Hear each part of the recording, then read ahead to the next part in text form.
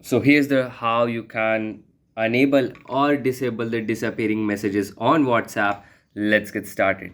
So the first and the basic step is to open the WhatsApp app here and select any contact that in which you have to enable the disappearing messages. As you can see, I have opened this chat here.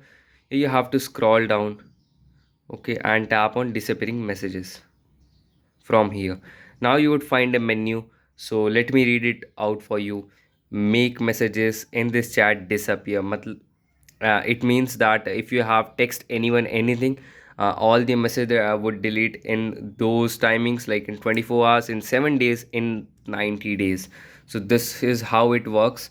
So if I just select 24 hours, then it will automatically clear all the chats that happen. As you can see, it has updated the settings over here. This is how you can and enable the disappearing message, but here is how to disable it. Again, get back into the person profile here, tap on the disappearing messages, and easily you can turn it off by selecting the off over here, and it would just turn the disappearing messages off.